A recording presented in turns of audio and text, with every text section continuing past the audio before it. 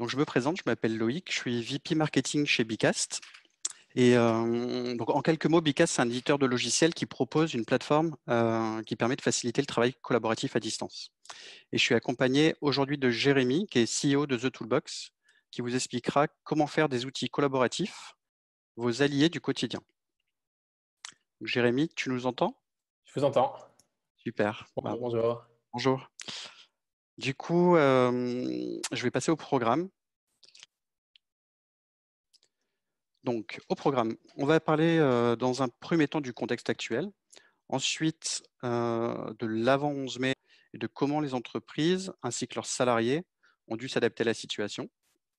Puis, nous parlerons de l'après 11 mai, c'est-à-dire des changements organisationnels qui vont se mettre en place dans les entreprises. Et ensuite, Jérémy vous présentera 4 outils collaboratifs, donc Zoom, Bicast, Slack et Notion. Et on vous expliquera, autour d'un projet fictif, comment combiner ces outils pour mener à bien un projet. Donc, je rappelle un peu le contexte. Comme vous le savez, on est tous confinés depuis le 17 mars, c'est-à-dire ça fait un peu plus de 50 jours maintenant. Et ça risque de durer même encore après le 11 mai. Donc, la conséquence majeure de ce confinement, c'est que les entreprises et les salariés, ils ont dû s'adapter. Quand c'était possible, les entreprises ont proposé à leurs salariés de faire du télétravail. Et donc, on est passé d'une moyenne de 29% des Français qui travaillaient 7 jours par mois à 40% des Français qui travaillent à plein temps en télétravail. Donc, c'est un gros changement. Pour certains, c'est la première fois, d'après une étude, parmi ces Français qui télétravaillent, les 2 tiers n'avaient jamais ou presque jamais télétravaillé. Donc, le point positif, c'est qu'une personne sur deux estime être aussi efficace en télétravail que lorsqu'elle est physiquement présente au bureau. Pour rester efficace, justement, les salariés, ils ont dû s'adapter. Ça s'est fait très rapidement. Les entreprises, souvent, elles n'ont pas eu le temps de mettre en place une charte de télétravail ou encore de s'outiller quand elle n'était pas. On a pu noter l'augmentation de l'utilisation d'outils grand public dans le domaine professionnel et parfois même sans trop se soucier de l'aspect sécurité. Les DSI, ils ont lancé dans l'urgence des benchmarks géants sur les outils disponibles sur le marché. Et les salariés, chez eux, ils ont dû s'organiser leur petit espace de travail et trouver un nouvel équilibre, notamment comme moi, par exemple, quand on a des enfants à la maison, il faut s'adapter. Donc, les entreprises qui étaient déjà outillées pour le télétravail et le travail collaboratif, elles ont déployé largement leurs outils. Et les salariés, ils ont dû assimiler ces nouvelles méthodes de travail. Du coup, ça a conduit forcément à une augmentation de l'usage des outils collaboratifs, une augmentation massive, comme on peut voir sur ce slide, puisque Microsoft Teams, par exemple, a fait plus de 200% de temps passé par jour en visio, Google Meet, plus 60% d'usage quotidien, Slack a signé plus de 7000 nouvelles entreprises clientes en un mois et demi, Zoom a dépassé les 200 millions d'utilisateurs quotidiens, et nous, à notre échelle, on a connu une augmentation de 40% de l'usage de notre plateforme uniquement sur le mois de mars. Donc, ça nous amène à l'après 11 mai. Donc, l'après 11 mai, déjà, on peut voir que les habitudes des Français ont été bouleversées. Le déconfinement après le 11 mai va se faire de manière très progressive. D'ailleurs, le gouvernement incite les entreprises à prolonger le télétravail. Je pense que vous serez nombreux à regarder cet après-midi, si je ne dis pas de bêtises, l'intervention d'Édouard Philippe à 16 h, puisqu'il doit détailler un peu plus les modalités du déconfinement. Donc, on va voir comment ça va se passer. Mais on sait déjà que pour ceux qui vont retourner au bureau, il y a des rotations qui vont être mises en place pour pouvoir respecter les distanciations sociales. L'utilisation des outils de télétravail et de travail collaboratif va donc continuer. Donc, on va assister à un changement en profondeur dans les entreprises, un changement qui a d'ailleurs déjà débuté. Et le télétravail, il va faire partie intégrante des nouvelles approches organisationnelles des entreprises, et le format des réunions distancielles, il va être repensé. Un bon exemple d'ailleurs, ce matin ou hier, je crois, PSA a annoncé qu'ils allaient mettre en place le télétravail comme règle générale pour toutes les fonctions tertiaires, la R&D, les fonctions administratives et commerciales. Et donc, à leur échelle, ça représente plus de 80 000 salariés dans le monde. Donc, en résumé, ce qu'on peut dire, c'est que les outils de télétravail collaboratif ne sont plus un gadget, mais ils deviennent des outils de travail généralisés et nécessaires pour continuer à travailler en équipe. Donc, c'est pour cette raison qu'on a décidé avec Jérémy de vous donner quelques clés pour mettre en place ces outils et les utiliser de manière optimale. Donc, ce que je vous propose maintenant, c'est de laisser la parole à Jérémy, qui va nous expliquer comment travailler au mieux avec ces outils. Donc, Jérémy, je te laisse prendre la suite. Ok. Bon, bonjour à tous, je suis ravi d'être avec vous aujourd'hui. Je vais commencer par me présenter rapidement et puis l'entreprise que j'ai cofondée il y a maintenant 2 ans. The Toolbox est un cabinet de conseil technologique spécialisé en outils numériques. On accompagne les dirigeants d'entreprise dans leur transformation digitale, principalement sur le volet opérationnel. Et aujourd'hui, on se concentre sur 3 activités. Il y a le diagnostic de maturité digitale et la recommandation de logiciels. Donc l'idée, c'est de comprendre comment les entreprises fonctionnent et de pouvoir leur recommander les meilleures solutions parmi toutes les solutions qui existent sur le marché. Il faut comprendre qu'aujourd'hui, sur le marché des logiciels, l'offre a largement dépassé l'usage. Donc, il existe beaucoup, beaucoup de logiciels qui sont très puissants, qui fonctionnent tous très bien et qui ont des fonctionnalités très similaires. Mais quand vous êtes dans une entreprise, souvent, vous n'allez en choisir qu'un. Et donc, le choix, il peut être très difficile à faire. Et là-dessus, on accompagne les entreprises. On développe aussi des solutions digitales dans ce qu'on appelle des environnements cloud, c'est-à-dire qu'on ne travaille qu'avec des solutions qui sont basées sur Internet, donc qui sont des solutions qu'on peut utiliser généralement depuis un navigateur, qui favorisent aussi la création d'un environnement de travail distant. On travaille très peu avec des solutions qu'on appelle on-premise. Donc, quand il y a une dizaine d'années, vous achetiez un grand logiciel dans une boîte, que vous mettiez le CD dans votre ordinateur pour le déployer, ça, on ne fait pas. On travaille qu'avec des logiciels qui sont basés sur Internet. Et on travaille aussi à l'automatisation des tâches récurrentes.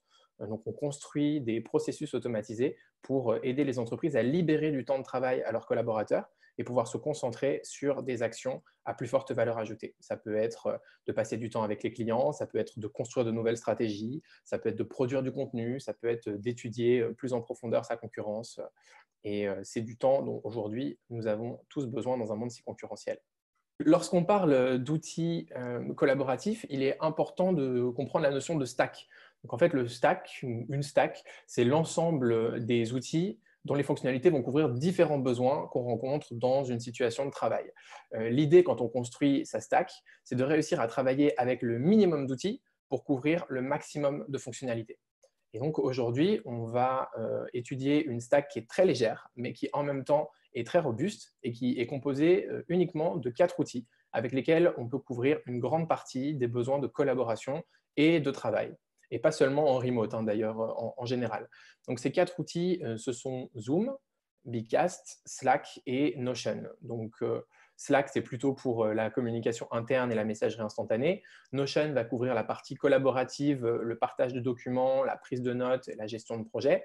Bigcast, les réunions, l'animation des réunions et l'interaction. Et Zoom pour la vidéoconférence et plutôt la communication externe. Alors, comme je le disais, on va couvrir ces outils et pour le faire, on va parler d'un projet fictif et on va voir comment ces outils peuvent s'organiser autour de cette gestion de projet. Mais ce que j'aimerais, c'est que dans un premier temps, avant qu'on démarre vraiment ce projet fictif, c'est de vous demander comment, enfin, si vous êtes déjà outillé, quels outils vous utilisez. C'est parti. Donc là, vous pouvez participer pour répondre à la question. Attention, vous n'avez que 30 secondes pour le faire. Et vous pouvez aussi dire si vous utilisez d'autres outils collaboratifs. Plus que 10 secondes. Validé. Voilà, c'est terminé. Donc, le résultat, c'est qu'on a, sur 266 répondants, on a 139 personnes qui ont répondu qu'ils utilisaient déjà Zoom. Il y a donc 82% des répondants. On a 40% des répondants qui utilisent Bicast, 23% qui utilisent Slack et 2% Notion. Donc on voit que Notion finalement est assez peu connue Qu'est-ce des que je personnes suis là heureux. qui participent. Voilà, du coup Jérémy, tu vas bien pouvoir nous montrer ça. Je passe du coup à la slide suivante et je te laisse prendre la suite. Yes. Donc, l'idée de ce projet, ça va être d'organiser une grande conférence digitale. Donc, on imagine ce que ça fait hein, d'organiser une conférence digitale. Il va falloir appeler des personnes à l'extérieur de votre entreprise. Il va falloir notamment appeler les intervenants, et les speakers pour discuter avec eux et voir comment organiser leurs interventions. Il va falloir animer des réunions également. Ça peut être en interne ou en externe. Il va falloir avoir des conversations de groupe et il va falloir faire de la gestion des tâches et le suivi des tâches en fait, pour votre gestion de projet. Et donc, on va voir comment nos 4 outils peuvent s'articuler pour travailler comme ça. Alors, le premier outil, c'est Zoom.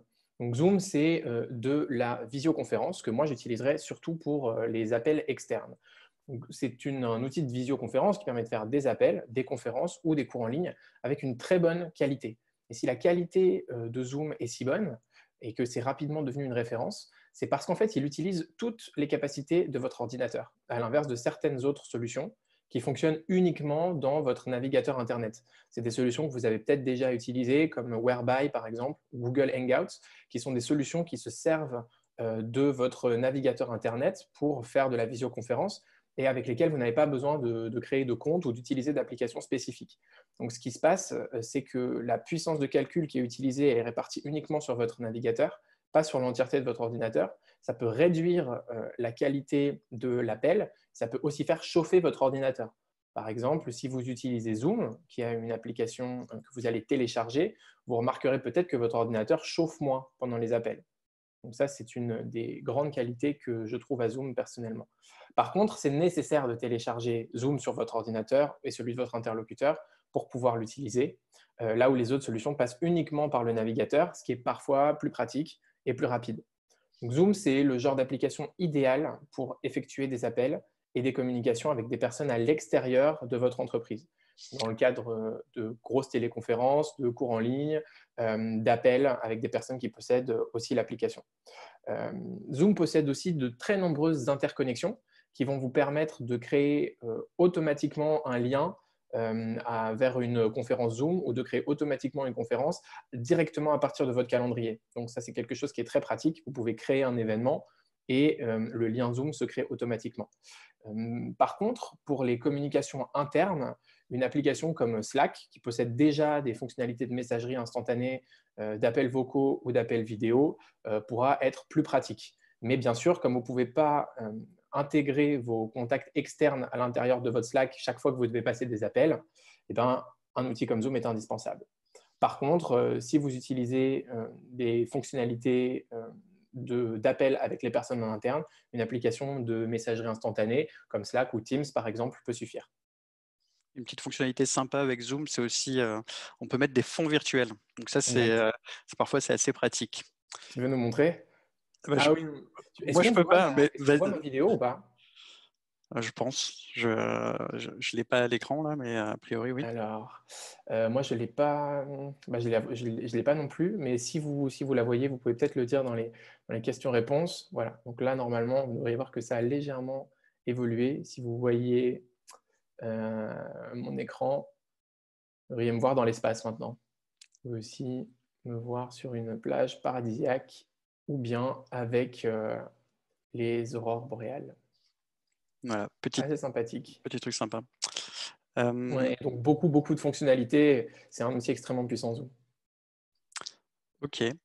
Donc du coup, dans le cadre de ce projet fictif, on utilise Zoom pour réaliser une réunion en externe avec toutes les parties prenantes. C'est bien ça? Exactement.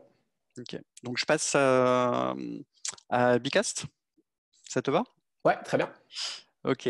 Donc du coup, dans le cadre de ce projet fictif, on va utiliser Bicast. Donc une fois la conférence lancée avec Zoom, pour faciliter le travail collaboratif, nous, on vous propose d'utiliser la plateforme Bicast. Donc, comme vous avez pu le constater, on a déjà utilisé Bicast depuis le début. Hein, on vous présente ce webinaire avec. Et on a utilisé déjà 2 activités interactives. Donc, je pense que vous avez compris, avec Bicast, on va pouvoir animer, organiser nos réunions. Et surtout, on va pouvoir réunir notre équipe autour d'activités interactives. Donc, ça va permettre de garder le lien, de favoriser la co-création à distance. Par exemple, vous allez pouvoir utiliser une activité tableau pour réaliser un brainstorming où chacun va pouvoir participer depuis son PC ou son smartphone. Donc, ça peut être en présentiel et en distanciel, comme on est en train de le faire. Vous pourrez également favoriser l'amélioration en continu en utilisant l'activité métaphore de type Speedboat. Donc ça, on va faire cette activité juste après. Donc je reviendrai dessus, je vous détaillerai ce que signifie faire une activité métaphore de type Speedboat. Ensuite, vous allez pouvoir voter pour des idées, les prioriser, ce qui va aider à la prise de décision. Et vous allez pouvoir également attribuer des tâches à vos collaborateurs et y associer des deadlines pour s'assurer que la réunion est bien suivie d'un plan d'action. Un autre aspect, on va dire, de Bicast qui est intéressant, donc on ne va pas trop le détailler aujourd'hui, mais c'est le moment, là on est en plein confinement. Il y a également beaucoup de personnes confinées qui mettent ce temps à profit pour se former et monter en compétences. Et avec Bicast, vous allez aussi pouvoir créer des formations pour les dispenser, donc en synchrone ou en asynchrone. En asynchrone, ça signifie que vos apprenants ils pourront se connecter à n'importe quel moment pour suivre la formation. Et donc, dans le cas des formations, on va plutôt utiliser des activités de type challenge, QCM, pour évaluer la montée en compétences de vos apprenants. Donc là, je vais vous proposer de réaliser des activités, mais cette fois dans le cadre de ce projet fictif qui consiste à organiser une grande conférence digitale. Et donc, écoutez, je vais vous expliquer, comme je vous l'ai dit, ce que c'est que l'activité Speedboat. Donc, en fait, c'est assez simple. Il faut imaginer un voilier qui se rend vers une île. Donc, l'île, c'est l'objectif à atteindre. Donc, tout ce que vous allez mettre, on va placer des idées au-dessus et en dessous de ce bateau. Donc, tout ce que vous allez mettre au-dessus, c'est du vent supplémentaire qui va gonfler les voiles du bateau pour le faire accélérer. Donc, ça représente les forces de votre projet. Et tout ce qu'on va positionner en dessous, ça représente des ancres qui vont ralentir le bateau et donc le projet. Donc, c'est les contraintes et les faiblesses de notre projet. Donc, l'atelier Speedboat, finalement, il va permettre de valider la compréhension de ou des objectifs avec vos collaborateurs, puisqu'au début de cet atelier, vous allez repréciser l'objectif, là où on souhaite aller. Vous allez identifier les freins et les leviers d'action du projet. Donc là, c'est ce qu'on va faire juste après. Et vous allez identifier des pistes d'amélioration pour contrer les faiblesses et les freins. Pour les forces, ça va permettre de les optimiser, d'augmenter les leviers d'action sur ces forces. Donc, donc là, dans le cadre du projet, on va réfléchir ensemble justement aux forces et aux faiblesses pour cette conférence digitale. Et à l'issue en fait de cette activité, alors, donc là, la séance de vote est en cours, a priori. On a 3 votes chacun, c'est ça? 3 points à 3 attribuer. points, oui. Ça, on peut tout mettre sur une contrainte ou pas. Bon, de toute façon, là, c'est vraiment pour l'exemple. Donc là, je vais terminer le vote. Voilà, donc là, je peux passer au résultat du vote. C'est en train d'apparaître chez vous. Voilà, exactement. Donc là, on voit ce qui ressort le plus. Donc l'idée, je ne sais pas si vous l'aviez compris, mais c'est de se concentrer sur les faiblesses, les contraintes, et ensuite donc de prendre ces faiblesses et ces contraintes, de les insérer dans un tableau.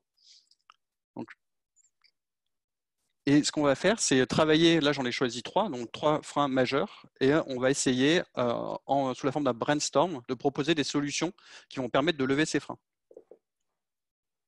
Donc là, j'en ai mis 3, qui sont...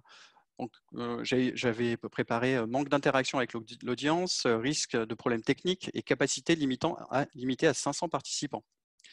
Donc, je peux vous laisser participer. Là, vous pouvez rajouter, si vous le souhaitez, des idées pour contrer ces faiblesses. Je vais pas laisser trop de temps, mais voilà, l'idée, c'est vraiment de pouvoir brainstormer pour proposer des solutions. Et vous voyez, là, j'ai déjà plein de solutions qui sont arrivées. Alors, je termine l'activité, puisque l'idée, c'est pas de le faire réellement.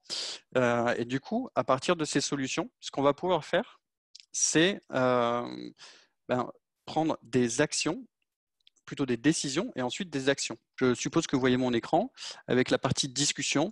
Donc là, on a modéré la partie discussion. Et ce que je peux faire, c'est, je vais dire, on a pris une décision. Donc par exemple, la première décision qu'on a prise à travers cette activité tableau, c'est d'utiliser Bicast. Donc, je note cette décision, utiliser Bicast. Je peux mettre une petite description. Voilà. Et donc, je vais l'attribuer à l'un de mes collaborateurs. Et de la même manière, je vais pouvoir dire, eh ben, maintenant, il y a une action qui est à réaliser avec une deadline. Donc là, ça va être de prendre un abonnement. Et en description, je vais mettre prendre un abonnement Bicast pour 500 participants. Donc, je l'assigne à l'un de mes collaborateurs et je vais dire que ça doit être réalisé sous 2 semaines et que c'est important.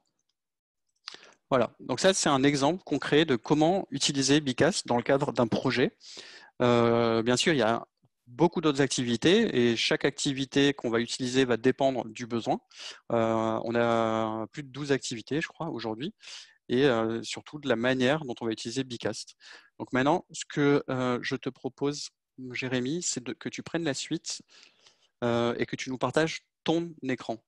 Donc, globalement, Slack, c'est une application que beaucoup d'entre vous utilisent, on l'a vu. C'est l'un des outils les plus connus de communication interne. Et l'outil fonctionne avec des canaux, en fait, qui vont vous permettre de segmenter la communication par sujet et donc techniquement de désengorger votre boîte mail. Slack, c'est un peu une base d'opération finalement, une base de messagerie. Alors, le problème qu'on peut avoir avec Slack, c'est de recevoir trop de notifications. Quand elles sont mal réglées, en fait, on va avoir l'effet inverse que ce qu'on voulait à la base. L'effet, c'était d'avoir moins de notifications puisque ça désengorge votre boîte mail. Et si vos notifications ne sont pas réglées correctement, comme vous allez vous envoyer plus de messages instantanés, qui sont plus faciles à envoyer, on peut recevoir énormément de notifications. Donc, une des bonnes pratiques à mettre en place sur Slack, ça va être de gérer tout ça. Je vais vous montrer comment faire. Il faut que je vous partage mon écran du coup. Hop, donc normalement, vous voyez mon Slack. Ok, donc là, on est sur le Slack de The Toolbox. Et vous voyez qu'en fait, ici, vous allez pouvoir connecter Slack à un tas d'applications. Moi, je l'ai notamment connecté à mon agenda Google. J'utilise le Google Calendar, mais vous pouvez faire la même chose avec Outlook. Et donc, chaque matin, je vais recevoir sur Slack la liste de mes activités ou de mes rendez-vous du jour. Et ce que j'ai fait aussi, c'est que automatiquement, ici, mon statut va se mettre à jour en fonction de mes rendez-vous. C'est-à-dire que là, comme je suis dans une activité et que mon statut s'est automatiquement mis à jour et je suis dans un meeting. Donc, l'idée, ça va être de ne pas être dérangé jusqu'à ce que je sois sorti de mon meeting. Pour régler vos notifications, c'est très simple. Il vous suffit d'aller ici dans votre panel de paramètres et vous allez pouvoir suspendre les notifications ici. Voilà. Donc, si vous n'avez pas envie d'être dérangé, vous avez juste à suspendre vos notifications. En fait, en faisant ça, vous allez continuer à recevoir des messages, vous allez continuer à avoir des pastilles qui s'affichent sur vos différentes conversations, comme ici par exemple, la petite pastille rouge, mais vous ne recevrez pas les notifications et donc vous pourrez continuer de travailler. Une des raisons aussi pour lesquelles j'aime beaucoup Slack, c'est que Slack vous permet de vous connecter à un tas d'autres applications, pas seulement votre calendrier, mais par exemple aussi votre site internet. Et donc, vous allez pouvoir recevoir sur Slack des messages à travers le chat, par exemple, de votre site internet. Vous pouvez aussi y connecter votre outil de gestion de projet. On va voir exactement comment avec Notion dans une seconde. Et donc, vous allez pouvoir suivre l'avancée d'un projet directement depuis Slack de façon automatique. Donc là, dans le cadre de notre projet en particulier, vous voyez que j'ai créé ici une chaîne projet Bicast. Et donc, l'idée, ça va être d'utiliser un canal pour parler d'un projet et d'un sujet.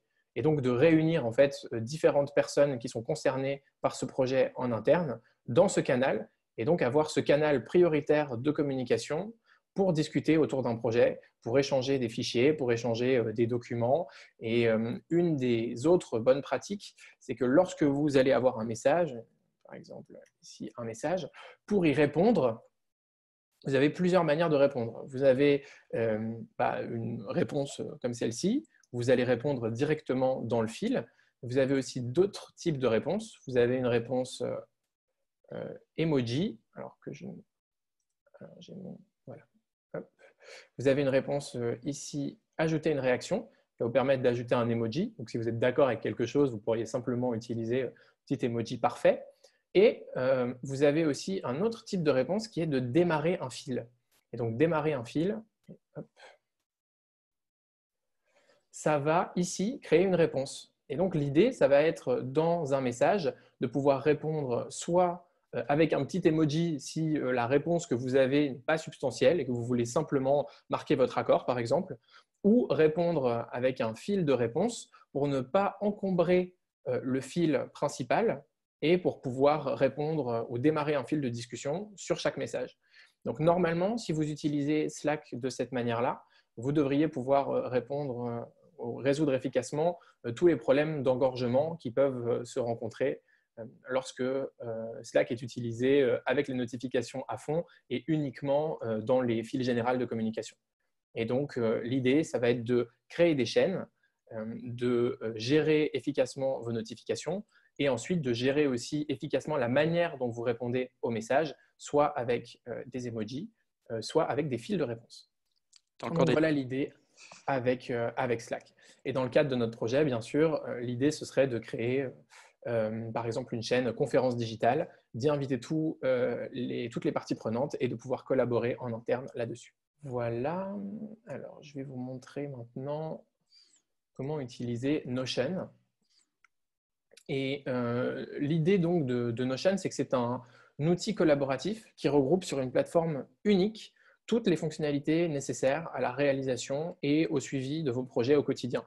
Alors, c'est une application assez exceptionnelle. J'ai vu que beaucoup d'entre vous ne l'utilisaient pas. Peut-être qu'un peu plus d'entre vous en ont déjà entendu parler. C'est une application qui fait beaucoup de bruit en ce moment parce qu'elle se répand en fait très très rapidement. Elle a aujourd'hui plusieurs millions d'utilisateurs alors qu'elle a été créée uniquement il y a 2 ans. C'est une application qui est gratuite pour les étudiants aussi et qui permet en fait d'organiser toute votre vie au sein d'une application.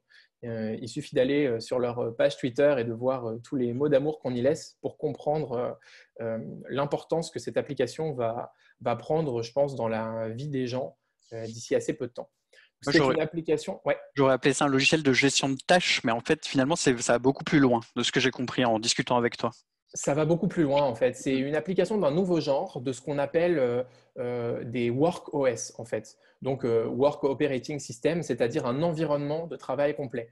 Autrement dit, c'est un système de collaboration, un système de gestion et de suivi du travail dans lequel vous allez pouvoir réaliser des automatisations et des fonctions, en fait, comme sur Excel, en fonction des processus avec lesquels vous travaillez. Donc, il y a d'autres applications un peu du même type, comme Monday, ou ClickUp, ou plus récemment Fiberi aussi, qui sont des applications de ce genre, très très complètes, et donc dans lesquelles vous allez avoir autant de la prise de notes que de la gestion de données et de bases de données, que du partage d'informations et de la structuration de cette information. Donc, c'est quelque chose de très, très puissant. Donc là, on est sur une page que j'ai créée. Et donc, vous pouvez voir qu'il y a déjà différents types de données sur cette page. On a un tableau de gestion de projet type Kanban. Donc, pour ceux qui connaissent Trello, c'est un tableau où vous allez pouvoir glisser des cartes. Vous allez pouvoir glisser les cartes de gauche à droite en fonction de l'état d'avancement d'une tâche. Donc ici, si je prends par exemple une tâche en cours, je peux la glisser dans les éléments terminés une fois qu'elle est terminée. Donc là, j'ai créé quelques tâches qui sont en rapport avec notre conférence. Donc ici, par exemple, définir la shortlist des speakers. Je vais cliquer dans une tâche et j'ai ici une nouvelle page qui s'ouvre. En fait, ce qui est exceptionnel avec Notion, c'est que vous avez une granularité qui est infinie. Donc ici, on est dans une page dans laquelle j'ai une gestion de projet. Mais si j'ouvre une page dans ma gestion de projet, je me retrouve avec une nouvelle page. Et cette nouvelle page, elle a les mêmes caractéristiques ou la même possibilité de création que la page d'avant. Je ne sais pas si vous imaginez un petit peu ce que ça donne, mais ici, dans cette page, je pourrais rajouter une page. Ça permet de faire des tâches, des sous-tâches, des sous-sous-tâches, etc. par exemple. Exactement, ouais. Et il n'y a pas vraiment de limite en fait à l'utilisation de cet outil. Et en fait, l'unité de base sur Notion, c'est ce qu'on appelle un bloc. Et donc, ces blocs, vous allez taper ici le slash, la commande, et vous allez avoir tous les types de blocs qu'il y a. Vous avez des blocs de texte, vous pouvez ajouter des pages, vous pouvez ajouter des to-do aussi. Hop, ça va se matérialiser comme ça, que vous pouvez cocher. Vous allez pouvoir ajouter des titres, des listes à puces, des listes numérotées. Vous allez pouvoir ajouter aussi des listes crantées dans lesquelles vous pouvez ouvrir un toggle et rajouter des éléments et puis les cacher. Vous allez pouvoir ajouter des liens, vous allez pouvoir ajouter des intégrations avec d'autres applications, par exemple avec Google Drive, si vous utilisez Google Drive. Et ensuite, ce que vous allez pouvoir faire, et qui est exceptionnel, c'est que vous allez pouvoir ajouter des bases de données. Et donc là, je peux ajouter par exemple un tableau. Et ce tableau, je peux lui donner des propriétés, des fonctionnalités, et ça fonctionne un petit peu comme un Excel à ce moment-là. Donc, concrètement, je pourrais avoir la base de données de mes speakers potentiels ici, qui est liée à une base externe qui est partagée avec tous les collaborateurs Exactement. qui Donc là, interviennent sur par le exemple, projet. dans les tâches en cours, j'ai validé la liste de speakers. On voit ici qu'il y a quelque chose dans cette page. Ce n'est pas une page vierge. Donc, je vais cliquer dessus. Et ici, j'ai ma liste des speakers. Voilà. Et en fait, cette liste des speakers, c'est simplement un lien vers une base de données qui se trouve en réalité ici, dans les ressources du projet. Hop. Et là, j'ai la liste de mes speakers. Et cette liste de speakers, je peux en avoir différentes vues. Donc, par exemple, ici, j'ai une vue des données avec toutes les données qui concernent mes speakers. Donc, est-ce qu'ils ont des demandes spécifiques, leur adresse email, une image. Je peux aussi la voir sous forme de liste, comme on l'a vu tout à l'heure, pour savoir, par exemple, quels sont les speakers qui sont confirmés en attente ou qui ont refusé l'invitation. Et je peux aussi, d'un clic, changer cette vue pour obtenir une vue en galerie avec les images de mes speakers. Voilà. Cette vue en galerie, il me serait possible ici de la partager, de la rendre publique, d'en faire un lien. Moi, je vous transférerai le lien pour que vous puissiez voir un petit peu comment ça fonctionne après la conférence. Et donc, l'idée, c'est que vous allez pouvoir ici donner accès à une page Internet en un seul clic sur laquelle on va pouvoir retrouver les éléments que vous y aviez mis. Donc, c'est très pratique si vous voulez, par exemple, créer un formulaire et poser des questions à des personnes qui n'ont pas accès à votre espace de travail. Vous pouvez le faire comme ça. C'est une application qui a énormément de possibilités. Vous voyez qu'on peut aussi y ajouter des liens. Et donc, cette page, en fait, elle va me servir de tableau de bord à mon projet. Et je vais pouvoir y ajouter tous les éléments que je veux. Et puis ensuite, je vais pouvoir y ajouter des pages dans lesquelles on va avoir un niveau de granularité supérieur et dans lequel je vais pouvoir retrouver d'autres éléments du projet. Et donc, tout est ici sur ma page. Je peux vous montrer quelques petits exemples. Alors, il faut savoir que chez The Toolbox, on est le tout premier partenaire certifié de conseil pour Notion en France. On les suit depuis très très longtemps et c'est une application dans laquelle on a énormément d'espoir. On a vu beaucoup d'applications de gestion de projet et pour moi, c'est une application qui vient vraiment changer la donne parce qu'elle est assez unique. On peut faire beaucoup beaucoup de choses avec et on est en train on crée régulièrement des modèles. Je peux vous en montrer quelques-uns. C'est des modèles qu'on pourra vous transférer aussi après la conférence qui sont accessibles à tout le monde, que vous pouvez réutiliser. Par exemple, ici, on a un système d'évaluation des dirigeants où vous voyez, on a deux tableaux qui sont connectés avec des points d'évaluation, des indicateurs de performance. Et en fonction de la note que vous allez donner par trimestre sur les indicateurs de performance, vous allez avoir une évaluation qui se fait automatiquement des différentes personnes de votre entreprise. Et donc, ça vous donne aussi une évaluation sur l'année. Et tout ça fonctionne avec un système de formules que vous pouvez vous-même écrire. Et Jérémy, tu m'avais montré un projet qui permettait de gérer la charge de ses collaborateurs et de savoir quel pourcentage de la tâche était réalisé. J'avais trouvé ça assez intéressant. Absolument. Alors, c'est notre modèle de roadmap pour startup qu'on utilise beaucoup avec nos clients. Et donc là, l'idée, en fait, ça va être d'avoir, je ne sais pas si vous le voyez bien, parfait. Donc l'idée, en fait, de cette roadmap, ça va être de rassembler dans un même tableau 3 tableaux différents. Donc, on a ici notre tableau d'objectifs, nos projets en cours et notre to-do. Et en fait, dans le tableau des projets en cours, lorsqu'on crée un projet, on a à l'intérieur du projet une liste de tâches qui sont en fait les tâches du projet. Donc, si ici, je crée un nouveau projet, par exemple, dans les opérations, organiser conférence Bicast. Vous voyez, je crée ma carte, je vais lui définir une période. on va dire que ça s'étale de la semaine dernière, alors plutôt en fait de la fin de cette semaine, je peux ajouter une date de fin pour créer une période à, par exemple, vendredi dans 2 semaines. Et donc là, le stade de mon projet, j'ai écrit une fonction qui se trouve ici pour faire en sorte qu'en fonction de la période et de la charge de travail, on affiche différentes choses dans cette case, le stade. Et donc, on va pouvoir définir comment créer un projet à venir, comment faire en sorte que ce soit un projet en cours, ou comment faire en sorte que ce soit un projet terminé. Et donc ça, c'est des formules du même type que ce qu'on peut faire sur Excel, hein. Donc si vous avez l'habitude de jouer avec des formules sur Excel, vous ne serez pas dépaysé. Et donc ce projet, vous voyez, je vais ici, j'ai créé un modèle en fait à l'intérieur de mon projet dans lequel je vais pouvoir donc ici filtrer par projet. Et donc je vais obtenir mes tâches. Et là, je vais créer des nouvelles tâches. Hop, par exemple, trouver des speakers. Et je vais donner une charge à mon projet. Par exemple, ici, c'est une tâche qui devrait me prendre 4 heures, par exemple. Et donc ici, en fait, on voit que la charge totale de mon projet, elle a augmenté. Elle est à 4, parce qu'ici, on est à 4. Si je vais dans mon Kanban, donc c'est-à-dire un peu mon Trello, hop, je vais ouvrir la page en grand pour que vous le voyez bien. Je vais normalement... Alors, organiser conférence, oui.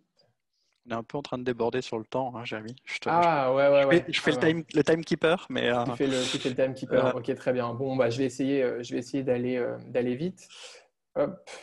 Donc ici, on va simplement, dans ce cas-là, je vais vous montrer comme ça. Vous voyez que la tâche, elle peut être à venir, planifiée, en cours, bloquée ou terminée. Si je termine ma tâche, hop, ma charge effectuée, elle monte à 4 sur 4, donc ma progression monte à 100% et mon projet devient un projet terminé puisque ma progression est à 100%. Voilà. Donc l'idée, c'est que tout ça, vous pouvez le créer vous-même et donc organiser en fait le travail exactement de la manière dont votre entreprise fonctionne. C'est ça qui est puissant en fait, c'est que c'est un outil qui ne vous demande pas de code, mais qui va vous permettre de créer un environnement de travail comme si vous aviez en fait une application interne à votre entreprise, sauf qu'à la place de payer 20, 50 ou 100 000 euros des développeurs pour développer votre propre application, vous avez une application qui coûte 4 euros par mois. Voilà. Donc l'idée par personne, évidemment. Donc l'idée, c'est un petit peu ça. Et si vous utilisez ce type d'outils que vous les combinez ensemble, vous allez pouvoir non seulement travailler à distance très facilement. Chez The Toolbox, nous, on a toujours travaillé en remote. On a une équipe qui est dispersée dans plusieurs villes. Et vous allez pouvoir travailler très efficacement à distance. Mais vous pouvez aussi l'utiliser au bureau pour donner plus d'autonomie aux collaborateurs, donner plus de transparence aussi à la collaboration que vous avez sur la gestion de projet et le suivi des tâches, et donc créer un environnement de travail beaucoup plus efficace et plus productif. Je m'arrête. Voilà. top. Non, mais moi, je vois très bien l'utilité quand on a des projets où on travaille entre services, avec le design, avec le produit, avec des intervenants externes, qu'on peut partager ça aussi facilement, suivre l'évolution des tâches, pouvoir même, je sais pas, par exemple, moi, je pensais à la communication en amont. On peut carrément venir, j'ai l'impression, écrire les articles à l'intérieur de Notion, les faire valider par des collaborateurs, les relectures, etc. Ouais. Donc, je vois que c'est très puissant. On peut créer n'importe quel workflow, en fait, n'importe quel flux de travail, n'importe quel processus, quasiment. On peut le modéliser dans Notion et ils viennent de relever 50 millions de dollars pour se concentrer sur le produit et améliorer les fonctionnalités. Donc, on a encore de très, très belles choses devant nous. Magnifique. Bon, moi, je vous propose, je reprends la main et je partage mon écran. Mais l'idée, c'était de passer à une série de questions-réponses. Donc, je ne sais pas si un de nos collaborateurs, Julie ou Sébastien, peut-être nous remonter quelques questions. Bonjour à tous. Alors effectivement, on a déjà beaucoup dépassé le temps prévu. Oui, J'ai surtout retenu une question principale, qui est une question d'actualité sur tout ce qui concerne tous les outils. C'est le problème de confidentialité et de sécurité qu'on pourrait avoir sur certains outils, et notamment, Jérémy, quand tu parlais de Zoom, beaucoup de gens ont réagi par rapport à ça.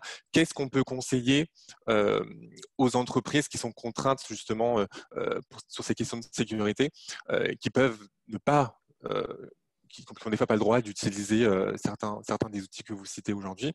Qu'est-ce qu'on peut conseiller à ces entreprises-là et comment faire pour contrer, entre guillemets, ces failles de sécurité? Alors, on peut leur conseiller d'autres outils. On peut leur conseiller, par exemple, des outils de communication cryptés. Moi, j'utilise un petit peu Telegram, qui est un outil extrêmement puissant et dont les communications sont normalement entièrement cryptées et qui est réputé pour sa sécurité. Vous avez aussi d'autres types de solutions. Après, il existe énormément de solutions de vidéoconférence. Il y a Teams, par exemple, hein, parce que nous on a Aussi, une interface native avec Teams, et c'est un outil qui est aussi assez puissant pour travailler de manière collaborative. Mais j'ai jamais utilisé Telegraph, pour le coup. Ouais, Telegram, c'est vraiment… en Telegram. fait, ce qu'il va y avoir avec Teams aussi, c'est qu'il faut l'installer et ça fonctionne un peu aussi comme un Slack. Ça a énormément de possibilités de créer des chaînes, d'ajouter des documents, des fichiers, de travailler en groupe, d'avoir tout un environnement de travail au sein de Teams. Là où Telegram, c'est plutôt une sorte de WhatsApp. Donc, les communications, on peut les faire comme ça quand on a vraiment un gros besoin de sécurité.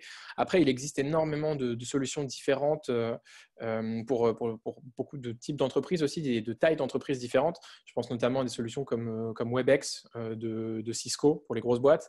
Ensuite, malheureusement, relativement à la protection des données, je pense qu'aujourd'hui, on a le règlement général de la protection des données qui est un bon cadre juridique pour nous aider à prendre soin de nos données et avoir plus de sécurité. Mais en vivant dans un monde ouvert et digital, on fait le choix de partager ces données.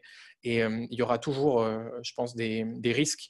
Ce qui est sûr, c'est qu'utiliser des applications collaboratives dont le but et dont une partie des ressources sont allouées à la sécurité quand même, et qui sont hébergées sur des serveurs extrêmement sécurisés, c'est souvent quand même mieux que d'utiliser des applications internes qui peuvent être piratées plus facilement parce qu'on y a mis moins de budget.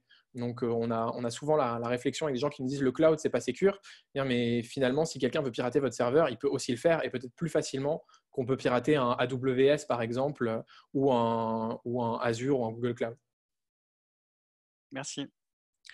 Merci. Alors, je vous propose malheureusement d'arrêter là puisqu'on a déjà largement dépassé le temps. En revanche, Jérémy, ce sont des questions propres à certains outils que tu as abordés et peut-être si des personnes ont d'autres questions sur des outils collaboratifs de manière générale, à quelle adresse est-ce qu'ils peuvent te contacter? Je vais l'afficher juste après. Donc, mais tu peux le préciser, Jérémy, si tu veux. Mais je vais l'afficher dans deux secondes. Oui, je pense que le plus simple, c'est de me contacter sur LinkedIn. J'y suis assez actif et j'y poste du contenu régulièrement. Sinon, vous pouvez aussi nous contacter par mail. Moi, c'est jeremy@thetoolbox.fr. Donc, super. Assez simple. Alors, pour terminer, on va encore utiliser Bicast si vous avez le temps. Je vous demanderai de nous donner votre avis sur le webinaire. Donc, d'abord, de me dire qu'est-ce que vous avez pensé de ce webinaire sous la forme d'une notation, et ensuite de nous faire des retours.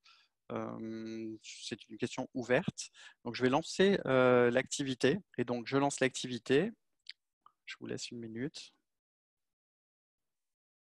Donc, vous avez la possibilité de noter, de me dire ce que vous avez pensé de ce webinaire. Donc, ça s'appelle un ROTI. Donc, le ROTI, c'est hors cadre de notre cas de conférence digitale. C'est une activité de notation où chacun est libre d'évaluer une réunion. Ça peut aussi se faire de manière anonyme pour permettre aux plus introvertis de s'exprimer, par exemple. Et ainsi, sur une échelle, là c'est de 1 à 5, on va pouvoir constater la qualité de la réunion. Si la note est très mauvaise et qu'on n'est pas en mode anonyme, on peut recontacter le participant pour en savoir plus et discuter avec lui. Merci beaucoup à Jérémy pour sa participation. C'était très clair. Donc là, vous avez directement les coordonnées de Jérémy. Vous avez aussi son LinkedIn. Et pour finir, si vous voulez aller plus loin, je vous invite à suivre une formation Bicast. Vous pouvez cliquer directement sur le lien. Si vous avez des questions commerciales, vous pouvez écrire à contact@bicast.com, et pour des questions techniques, à support@bicast.com. Voilà, je vous remercie d'avoir passé 1 heure avec nous, quasiment. Et je vous dis à très bientôt pour un autre webinaire. Merci Jérémy. Avec plaisir. À bientôt.